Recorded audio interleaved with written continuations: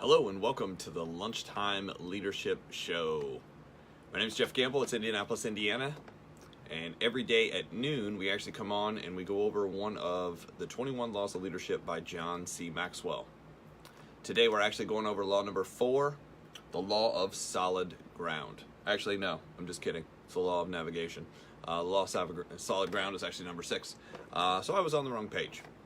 I do this with Bess McCarty. She's actually a body-mind therapist, and we've been putting these together for the last few months simply because we realize leadership has a lot to do with where you end up building an organization and a team. Monica's with us. What's happening? How are things? We've had a lot of good feedback with this, so appreciate you guys for watching and coming on. The law of navigation is actually very, very important if you plan on building an organization of any type, because people follow people who know where they're going, kind of like GPS. If it's not working, a lot of people would be driving in circles. And I'm just coming on the laptop as well, so that way I can send out some more invites and get rolling here. Bess is with us. Hello. Bring Bess on the camera. Add to the camera. 1, 2, 3. She should be here. Hello. Hi, Jeff. Hi, everybody. Thought I'd pop in today and say hi. Welcome. Good. Law of navigation. This is really cool. That number 4 of the 21 Irrefutable Laws of Leadership by John Maxwell. So it's not just go, right? That it's where we go that matters, of course. So this will be really, really good. We are Jeffrey David Gamble of My Leadership Network, also a certified John Maxwell trainer, leader, and speaker. And Bess McCarty of the MLM Millionaire Club School for Network Marketers, also called the shrink of MLM. And we love to partner to bring these to you. Generic training every lunchtime, noon Eastern time, through the MLM Lunchtime Leadership Show, that group. You can go there to request membership. Our purpose to help people grow, to educate, equip, and empower entrepreneurs and create independent servant leaders. We love giving back to this profession. We love sitting here every noon with you guys coming on. So thank you so much, everyone, for being on. And we'll get right to the law of navigation. Awesome. We've got Mark with us and Monica's with us.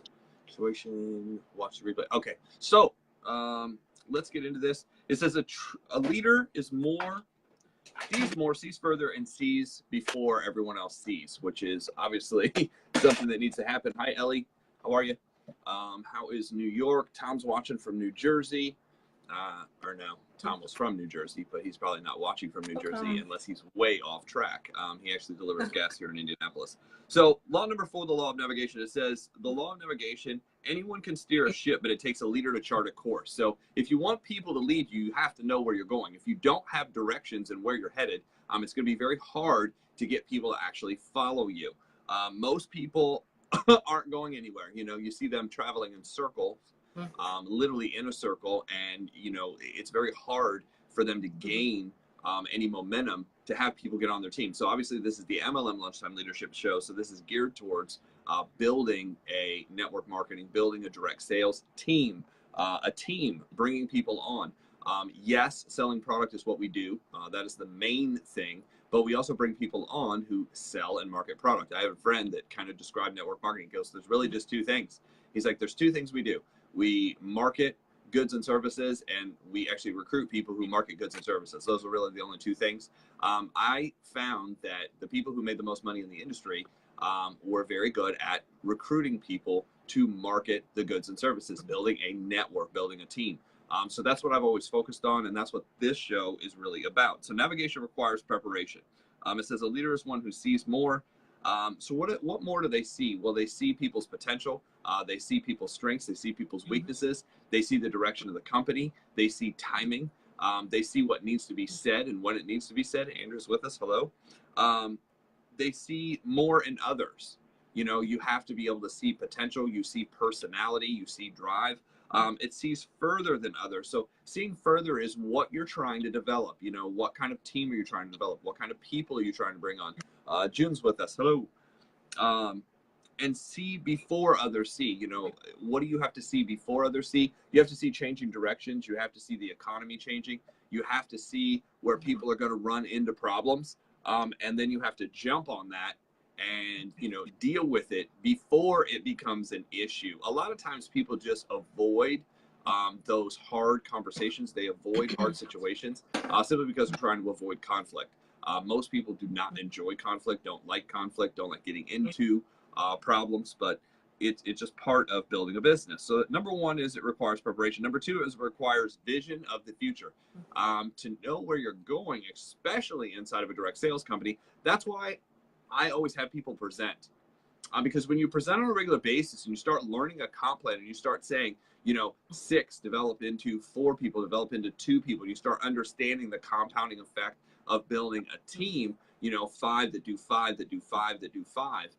What happens is you start understanding actually how to build. You start visualizing and seeing it happen, and that actually helps you with a picture of the future of filling in the spaces. I had a friend that said, look, and this was early on when I was first involved in MLM and direct sales. He said, look, if you need 79 people to hit this certain level, or 80 people or 100 people, I don't remember what it was. This, actually, I remember it was 79 in the example, but it was based about 100 for real. So 100 people, if you need 100 people on your team to hit this level, he goes, then I wish 2 things upon you. Number one, I wish that you never find a leader. I was like, oh yeah. And I'm writing this down. He's like, take these notes. I was like, okay. So I got my pen, I got my piece of paper, and I'm writing the notes. He's like, I hope you never find a leader. I was like, okay, I hope you never find a leader. And I reread it to myself. I hope you never find a leader. I was like, what the heck does that mean? And he's like, and I hope you have some struggles to move you on. I hope you have some struggles to move you on. I hope you never find a leader. I was like, did I pay for a ticket to this? I was like, why did I go to this seminar? And it took me about a decade later. And what he really was saying, and I listened to it again, I just recently heard it. I found the recording of where he says it in another seminar that was taped across the country. And what he goes on to say is, he's like, if you need that many people on your team, he goes, then you go out and do a work. I mean, think about it. If you never find a leader on your team, who has to put all those people in? You do. If you never find a leader on your team, who has to contact all those people? You do. Who has to sign them up? You do. Who has to get them started? So what he was getting people to think about was, in entrepreneurship, you are 100% responsible for the outcome of what happens. That's what being a leader means. You're 100% responsible for the outcome of what's going on. So if you never find a leader, then it's 100% counted upon you. He was like, quit looking for leaders and become the leader, is what he was really saying. He's like, I hope you have some struggles to move you on. He goes, because struggles, a lot of times our struggles cost money. A lot of times our struggles cost money. So therefore, if you have struggles along the way and you need money, that building your business can basically knock out the stress, or a lot of the stress of something happening.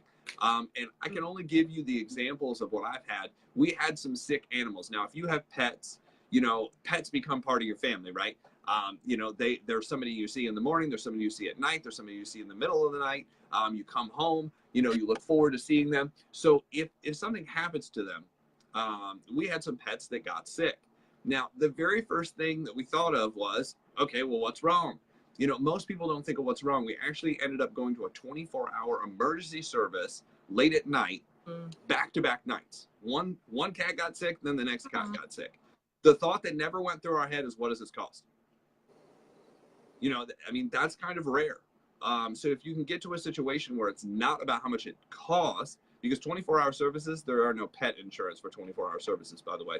So you just show up and it's $100 to walk in the door and this, that, and the other thing. Over a period of about 2 days, it was about $3,000. Now, most people would say, I'm going to have to put one of these animals down. We didn't have to even think about it. So it just puts you in a different situation. And that was kind of what he was saying.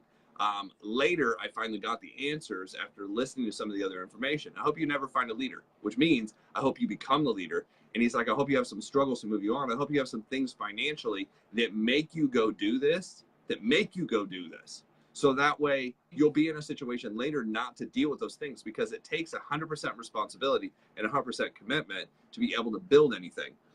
So that's what he was talking about. Number 3, navigation requires reflection of the past. Reflection of the past. Sometimes you have to look backwards to say, well, I put myself in this situation because I didn't. I put myself in this situation because I didn't build. Why didn't I build? Well, maybe it was because of the people I was around. Maybe it was because, especially if you track, most people don't track. Most people wing it. Most people throw it together. Most people don't have it written down. Most people will go, and here's what happens. If you don't write it down, what your memory does is it only focuses on what you want to focus on. You don't have an actual realistic point of view. What you have is a feeling point of view. You have an emotional point of view. And if you build by emotion, you're screwed. I mean, that's the easiest way to put it. Because what will happen is you'll always build by circumstance. You'll always build by happenstance. You'll always build out of emotion rather than out of commitment and desire and actually tracking in a system. And here's the thing. You can't count on and you can't teach emotional building. Well, I got really excited and then I went out, which is normally what you hear from a lot of the leaders. They try to build by emotion. And if you build by emotion, you might get really pumped up at the meeting and then you go home and then you're done. When you build by tracking and they're like, do this and here's the numbers behind it. Then when you look back at your numbers, you know, are you moving forward? Are you moving backward? There's no question if it's working or not working. There's no question because you're like, well, this month I did 10 and this month I did 11 and this month I did 15 and this month I did 20. I'm moving forward. Why? The numbers show. And what a friend of mine said is math doesn't lie. Math doesn't lie. We inspect what we expect, which means you're going to track what you want to happen. If you want it to grow, it's very simple, do more. Grant Cardone said, if you really want this to work, you're going to have to multiply your efforts times 10. You're going to have to multiply your dreams times 10, your goals times 10, and your effort times 10. And most people say, well, I don't have time. Well, you do have the time. It's just you're not tracking it. So there's a lot of stuff there's a lot of time you're actually wasting. What are we wasting doing? We're wasting preparing. We're wasting, entertaining. We're wasting, thinking about it instead of actually physically doing it. But when you write it down and you actually look at what you're doing, it's pretty easy. I mean, if you wanted to contact 10 times as many people in a short amount of time, once you start focusing on that, you can figure out how to do it. But if you're just winging it, you have no idea how long it took to begin with. Why? Because you're building out of emotion.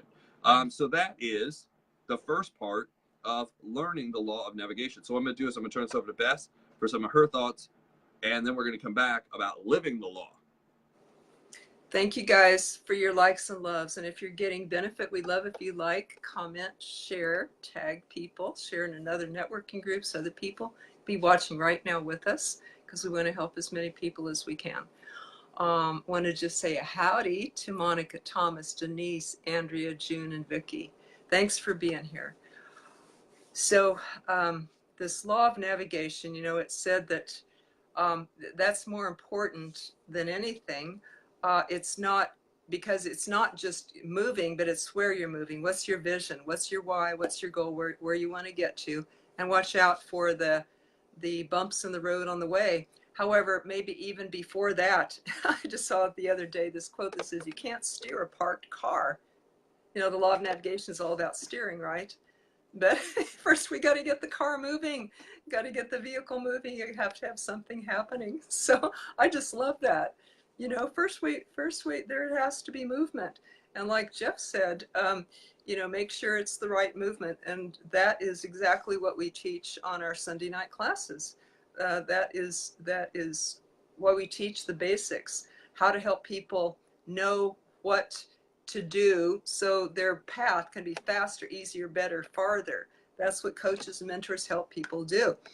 If you didn't catch our Tuesday Facebook Live, you could scroll back on the Bess McCarty page and find that live that I interviewed Jeff, and I teach a lot too along with him. But it's what I learned from him about his method of how to do this real quick, how to get 10 people to say yes, to look at your business any day that you want at will. At will, you can do this, and it's easy and it's simple, and it's easy to teach your team. So he mentioned 10 times. You look ahead, you navigate, and you plan for 90% won't work. That's why he said do 10%, why Grant Cardone said 10%. So the number of people you want at your next meeting, the number of prospects you want to bring along with you to your next meeting, invite 10 times that many. Because stuff's going to happen. Even if people say, I will be there, stuff always happens. Forget, emergencies, tired, sick, or whatever. So invite 10 times. And the number of leaders that you want on your team, recruit 10 times that many. So this is part of the law of navigation, is looking ahead. Expect problems. When you're navigating your business, figure out how much you need to live on, how much you need to be before you can quit your job, how much you need for your retirement. And then I recommend to multiply that too, because the unexpected always comes up, right? Unexpected medical problems not covered by your insurance, unexpected animals get sick, $3,000. That's a really cool story, Jeff, because wouldn't it be a heartbreak to the people who say, I can't afford to save my pet? I guess I got to let them die because I don't have the $3,000 and I don't anticipate where I can get it. Wouldn't that just be a heartbreak not to have that money, that you could do it? So, or a heartbreak to get yourself in debt or put it on your credit card and, you know, pay twice that much in interest over time. That's a heartbreak to me. And that's not necessary when you have a business like network marketing, but plan way ahead. And that means if you're going to plan to make much more, you know, multiplied your income, that means you need to do much more presentations than you're doing now to get yourself to that goal, to be able to plan for the unexpected. If you do 2 presentations a day, you'll have a nice little slow, small growth and stay ahead of attrition. If you do 5, you're going to see yourself moving fast. 10 presentations, that means telling your story to 10 new people a day. 10, then you're in a challenge. And you can keep that up for 30 to 90 days or something like that, and follow up with people and train them and all that. So looking ahead, navigating, looking for the rocks in the road. It wasn't too long ago that I was on a slippery slope full of rocks, and I stood up real fast, excited to show somebody something, and I slipped, fell on my wrist, caught me. I thought, oh, no problem, you know, a little strain or sprain or something like that. Well, I didn't wrap it, and by that night it swelled up really big, and then it moved at my arm. And this was like a Friday night, and my chiropractor wasn't open, and but I elevated and iced it and all that, but I didn't wrap it. That was my mistake. That set me back almost a year of inactivity. What happened was that it ended up being dislocated. But by the time that I got to the doctor to relocate the bones, it was too swollen for him to do it. So we had to wait 3 months for that to go down, then relocate it, then another month before that swelling went down, another couple months before I could even use it. And if you try to do things one-handed, for 6 months, it takes you 4 times as long to do everything. I ended up that means you get 1/4 as much done. I didn't have much time left over for work. So that means that set me back about a half year's of work. Fortunately, I had the savings to rely back on to help me with that. But think of, yeah, the unexpected happening. Your pet, a loved one needs something. A loved one needs help with their mother needs help with her mortgage or something like that. So another thing is anticipate interruptions. Like if you plan to do a 90-day challenge, a lot of people are, because this is a good time of the year. And I happen to have a state-of-the-art system in place years from now, where I help people do that. So I've helped a lot of people through challenges, and there has never been one that didn't have the unexpected interruptions and disruptions come up. You can count on that. You know, you've seen successes looks like from A to B, but it's not. Success is A to B with a whole bunch of little squiggles in between of all the mountains that you have to climb and the valleys you have to climb out of. So there's always interruptions, whether it's family members' issues or time or health or accidents or anything like that. You can count on that. So plan ahead for that. But also keep your vision. Set your sights very high. Know where you're going. See the entire trip that you possibly can. You can't see everything ahead or anticipate everything, but expect the worst. I'm sorry, prepare for the worst and expect the best. See, that's how to do both at the same time, so you're not all pessimistic and everything, but yet you're going to be prepared. So prepare for the worst, but expect the best. And I'll share more in a little bit. Turn it over to Jeff. All right, guys. So living the law of navigation, it says leading influence requires continual preparation. Follow this acronym, plan ahead, predetermine a course of action. What I see most people do is they just run out and try things. You know, there's no real plan. There's just, hey, I'm just going to go show a couple people today. There's no number behind it. There's no definitive, you know, wording behind it. It's just go out and wing it. And what people do is they go out and wing it every day. And here's the thing, if you're trying to get people to follow you, think about it. If you're trying to navigate to a destination and you're going out and winging it every day, who in the world would want to follow somebody that's like, hey, we're going somewhere. Where are we going? I don't know. You know, well, what's your plan to go? I don't know. Every day I just get up and I walk somewhere. You know, do you want to get in?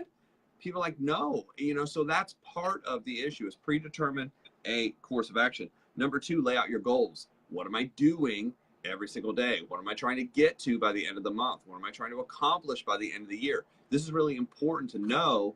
You know, I had to do this initially inside of, you know, my traditional business.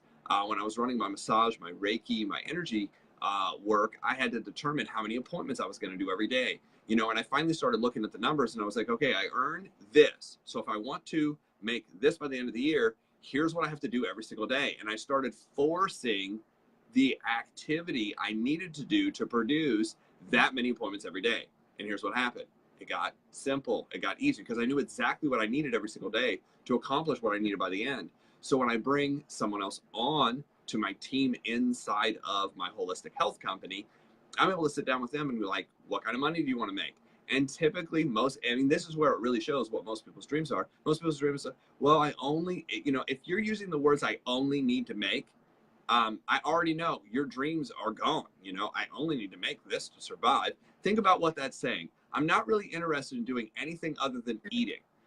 You know, that's where you're leading people to. I'm leading to people to beyond starvation, just beyond starvation. I'm not looking to live well. I'm not looking to put money away. I'm not looking to invest. I'm not looking to get ahead. I'm not looking to have nice things, but I need this much just to survive. Now, why is that? I can't fault anybody because we're actually predetermined and designed to do what? To survive. That's what your nervous system is built for. The reason, if you go sleep somewhere else, if you move across the country, if you vacation somewhere, the reason why you don't feel as rested is because you're actually not.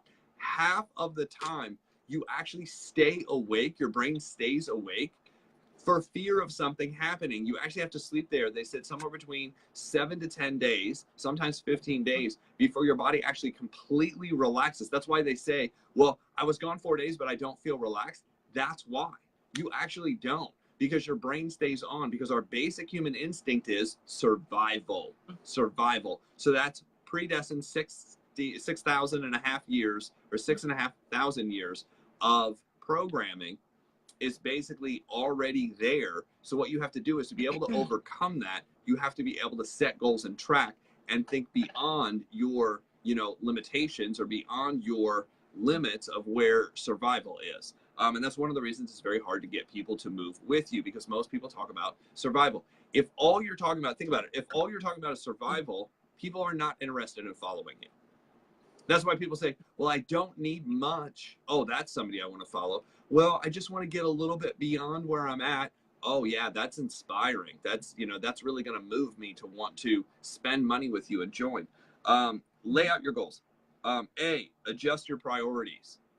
People are like, well, I have to watch my favorite show and I have to do that. I'm like, you realize you can tape all that and watch it another time, but I have to go do this and I have to go. Actually, technically, you don't have to do anything unless there's somebody, you know, with a gun to your head, and hopefully that never happens. Unless there's somebody who shows up and shackles you every day, which is outlawed in America everywhere, and drags you somewhere, you don't have to do anything.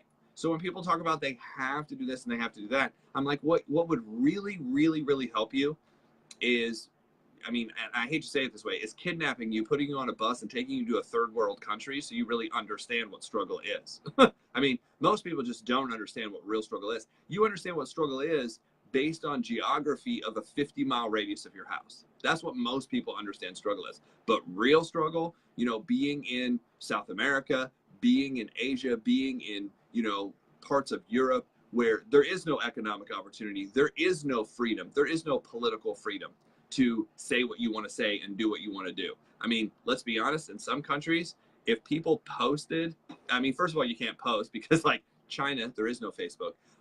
You know, but there's certain countries, if you posted about certain political figures, not only would they come kill you, they would kill your entire family. And there's no question. I have friends that came from these types of countries and they tell me stories about, oh yeah, this family said something and the whole family disappeared. I was like, wow. They're like, yeah, we see stuff here. We just can't even believe it. They're like, not only would you never say it, you know, saying something is bad enough, you know, but they would never post. We'd never have a record of it. I mean, can you imagine creating a record of it where they could come back and find you? Like, no way. So you just have to understand, you know, the freedom you actually have, the struggle we think we have compared to everybody else. Notify key personnel. Notify key personnel. Who do you need to notify? The people who you're running with, the people who support you. You know, I'm not going to go and have conversations with people who don't support me and try to get, most people spend most of their time trying to argue with people who are never going to support you to begin with. Well, let me argue with them. Well, what if I showed up with this? Why are you seeking approval from people who don't believe in you? That doesn't make any sense. But here's the thing. When I had low self-esteem, I did it too. When I didn't have any self-assurance, when I didn't have any self-confidence, I did it too. Why? Because I was seeking approval from certain people. Eventually, I stopped seeking approval from almost everybody. The only person I need approval from is me. Allow time for acceptance. If you say you're going to go out and do something, and I talk about this a lot with people who've switched companies. You know, I'm not suggesting it. I'm just saying it happens. And people switch companies and they're like, yeah, but you know, I've been in this company, I've been in that company. So here's the thing. You have to allow time for acceptance, meaning you have to allow time for people to accept that you're in this and you're committed. So you might have to post every single day, this is what I'm doing, this is what I'm doing, this is what I'm doing. For every company you've been in, it might take you an extra 3 to 6 months for certain people to believe that you're committed to that company. It might take you a year. Why? Because you've switched 4 or 5 times. So certain people aren't going to jump in right away with you. They're going to have to see what? They're going to have to see commitment. H, head into action. Head into action. The faster you get into action and activity, the easier it is to believe. The more activity you do, the faster you can speed up acceptance. E, expect problems. Now, why are we going to expect problems? Because problems happen. That's just something that's, you know, going to go through. You have to be able to navigate that. A, always point towards what? Towards success. You can either point towards what's not working or point towards what's working. Trust me, you'll do better and say, you know, Tom and I talk on a regular basis. We just say, hey, we made it. You know, it's another day, no chalk line. You know, we're here. So just the appreciation of getting up, because some people didn't get up today. In fact, 150,000 people in the world don't get up every day. They would all probably switch places with you. 300,000 people are born, so we're going in the right direction. But there's 150,000 people who would love to actually participate in today that didn't get a chance to. So just be glad you weren't one of them. So right off the bat, you're better off than 150,000 people. So always point towards success. D, daily review your plan. What are you planning on doing? If you don't have a plan, you probably aren't reviewing anything. You're just, here's the thing. If you don't have a plan, what you're reviewing is what didn't work up till now. Now, why do I know that? Because when I have conversations with hundreds of people, you know what they tell me? Well, this didn't work and that didn't work and this didn't work and that didn't work. Oh, okay, well, we know that. But here's what also it tells me. You're not tracking anything. You don't actually have a goal of what you're doing. You're just active. Well, activity by itself doesn't get you there. Because if you don't have an actual plan of where you're trying to get to, what you're doing is you're running out the door every day, telling people follow me with no destination in mind. Well, I'm just trying to get ahead. That's not a destination. Well, I'm just trying to make more. That's not a destination. There's no actual physical number and or anything to it. It's just you're out moving. Moving is good. Movement is good, but destination's better. So navigation requires careful reflection of the past. Careful reflection means don't learn. If you're not learning from your bad lessons of what you've already done, you're failing forward. You want to, and that's why tracking, failing forward. Okay, I showed 10 presentations. I showed 12. I showed 15. I showed 18. If you're breaking 30 presentations and nothing's happening, we need to talk. There's something wrong. You're saying something wrong. You're contacting the wrong people. I'll give you 2 examples of this. A friend of mine comes to me and he's like, look, man, I'm going to quit. I did exactly what you said. I went out. I presented to all these people. I presented to 44 people. 44 people. I only signed up 1. Okay. I'm like, I knew right away something was wrong. I was like, well, that's weird. I said, well, okay, where's your list? Now, first of all, I challenged him on his list because when certain people tell me they've done that many presentations, the first thing I want to call is, did you really do 44 presentations? Or did you call the same person 44 times and tell them what you're doing? Guilty. I've done this before. Oh, I showed 30 people. No, you talked to the same person 30 times and they gave you a different excuse each time. So he got out his list and I looked, there's 44 different names with phone numbers. I was like, all right, step one, I actually have tracking. He actually is involved. So now step two, what presentation were you using? Well, I used a presentation you got, and he showed me his flip book, and I was like, okay, you're showing the right plan. I was like, so step two, he was using a tool. The third question I wanted to ask, okay, so you did show that many people, you are using the presentation. I said, tell me about these people. What do they do? And we started walking through who they were and what they did. Well, this one's my aunt and she's unemployed. And this one's a friend of mine and they're unemployed. And this was another friend of mine and they're unemployed. And this is another friend of mine and they're living off government assistance. And this is another friend. We went through, there were only 4 people out of 44 that actually were working jobs. 4 out of 44. I'm like, where did you, I mean, were you standing in the unemployment line when you were doing this? Like, where were you going every day?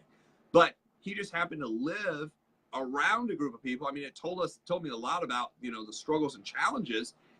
And I kind of boiled it down. I said, do you realize you only showed 4 people the plan? And he's like, what do you mean? I said, well, you know, the list of people, this is who we're supposed to go after. We're supposed to go after somebody who's, you know, 25 to 55.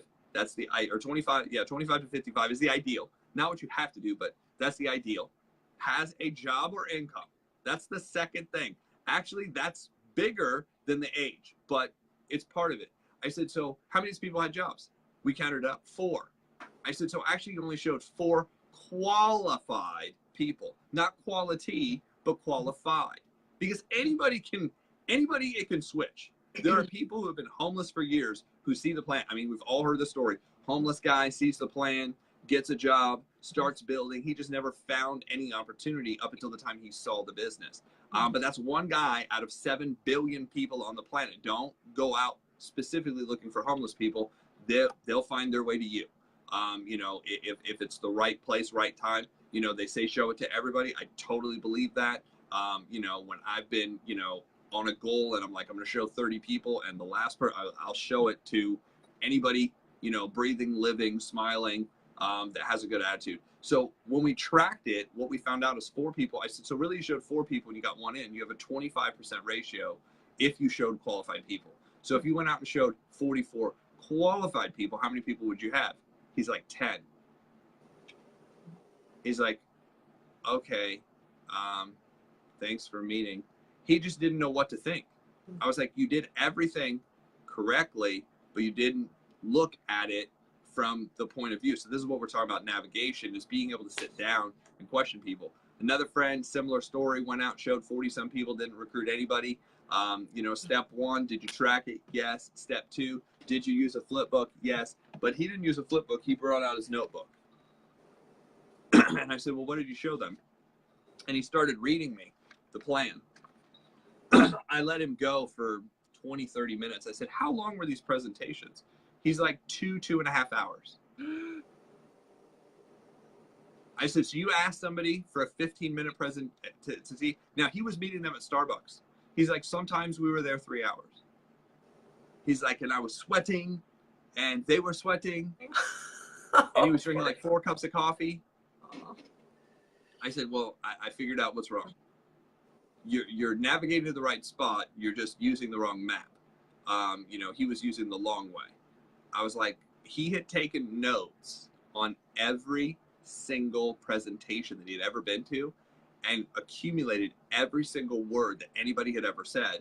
And that was his presentation. So I made him, it was probably 6, 8 presentations. I said, I want you to be able to use this flip book, throw your notes away, and this has to be 15 minutes. Here's a timer, go. And we probably went 6, 8 times until he got it down where it was 15 minutes. And I said, that's the presentation you should use. The next month, he went out and recruited 6 people. He had the work ethic. He had the work ethic. He had the tracking. He was talking to qualified people. But what he wasn't doing is he wasn't. So these are some things that can happen where you think you're right. You think you're on track and it's not working. Again, he came to me and wanted to quit. So before you're thinking that, meet with somebody who knows what they're doing so they can ask you questions and go through it and figure out what's going on. Reflect, fail forward, keep success in perspective. Leading others to the law of navigation. To navigate for others, you must be prepared yourself. You have to know your craft. Why do I know those questions to ask? Because I've done it all wrong. And I've seen people do it wrong. So now when I sit down and ask questions, I don't need 6 months of therapy to figure out what's wrong. I can figure it out in 3 or 4 questions. I'm like, okay, here's what we need to change. That's it. Maybe it's a word, you know, and I've had that happen. They've got the tracking, they have the presentation, they're talking to qualified people. Now, what words are they using? How are they showing up? What are they dressed like? Are you showing up late to your presentation? I mean, there's all kinds of weird things. I'm going to ask all those questions. And I'm going to figure out what is moving off course. When we find that and fix that, our probability of everything working goes up. Right. Listen for things. My people, here's the things I'll listen for. My people will do anything I say, but I have to tell them, you know, multiple times. I'm not even sure what I need to do next. That's a person who's lost navigation-wise. I don't even know what I need to do. I don't know what I need to do next. I don't know the order of what to do. My life's, you know, all over the place. Well, I keep running into the same problem. I keep hitting the same wall. Well, there's probably something you're not doing. You're probably winging it. You're probably not tracking it. There's certain things. So that, guys, is the law of navigation. With that, I'm going to turn this back over to Bess for some closing thoughts before we wrap up. Appreciate everybody for being on. Awesome. Want to say hi to Michael and Lucy, and thank you guys again for liking, sharing, commenting. If you think you can do better at the law of navigation and planning and troubleshooting, put yes in the comments, because you're going to be in good company. We all are. There's always the next step to learn. That's why I'm teaching, because they say that what you teach, you learn the best. You're the best learner of all, or whatever you need to want to learn more. So while I feel like I've mastered a lot of this, there's my next steps that I take every lunch show that we do. I get a takeaway. So I hope that you do too. I'd love to hear your takeaway. Also your questions, because we're going to, in a few minutes, take questions. And this is your chance to get coached by 2 wonderful network marketing coaches. I love what Jeff said. Part of the law of navigation is, do I have the skills? And he mentioned qualifying prospects. I'm going to mention a few other things that I learned from him and others about how to qualify your prospects. So not that you don't talk to everybody, but put these people at the top of your list to be most efficient and navigate there sooner. So the top qualified prospects that on your list that you want to talk to very first are the people who have a job, who have a house, who are married, have kids, they have a phone and a car, they are ages 25 to 45 to 55, and they are hungry. They are unhappy where they are and they want more, or they're happy where they are and they're just built to go for the next step. They're ambitious to go for the next step. So that we went into detail when I interviewed Jeff 2 Facebook Lives ago on Tuesdays. That was the end of September. I'm sorry, the end of August. Facebook Live on the Bess McCarty page. It's the 7 ways to qualify a prospect. So you may enjoy that too. Now about the navigation and goals. Grant Cardone made a comment one time on a video that I heard. Don't know him personally yet, but maybe one day I will. But he told a story that he was talking with a 6-figure friend, you know, trying to encourage and motivate him to go for more in their business. And he goes, Grant, I'm okay. You know, I'm not motivated. You know, I'm okay. I'm doing all right where I am. And Grant said, how selfish is that? You're doing okay for you, but what about if you made millions? You know, if you went from 6 to 7 figures, look at all the people you could help in the world. And that struck me. It's like, I'm not just in this world alone, Bess. You know, there's other people too. And won't I feel great if I could make the income or have the resources or just the intent to help other people too? Maybe of the hundreds of network marketers that I've coached, their goal is always number one, to take care of themselves and their family. Their goal is always number two, to help a cause in the world. They all have a pet cause because they want to make a difference in the world after they take care of basics and family and everybody. So one thought about even helping yourself is to plan for retirement. You know, I'm at the age where I'm planning that and looking ahead. And if you do the math and figure for inflation, I figured this a few years ago. I hope the figures are still current, but I figured that at the cost of inflation, by the time I get to the age where, what if I need a retirement home and I don't want to have to rely on my son financially and all that stuff, a retirement home at that age in the future would cost about $4,000 to $5,000 a month. And what if I needed to hang out there for 5 years? That's $1 million. Can I save that much? Can I make that much? Can I plan ahead for that? Because 70% of baby boomers are scheduled to, plan to retire in poverty. And I talked with a couple the other day that said, you know, man, it's hard to even plan for buying a pair of tennis shoes. You know, and this is someone who had a job. And this is a reality. Let us look ahead. Let us plan ahead. Let us be wise. Take the time to stop and think and breathe and plan a little bit. Again, plan for the worst, expect the best. Plan, do, and review, even daily. Plan it, do it. Did that work? What worked?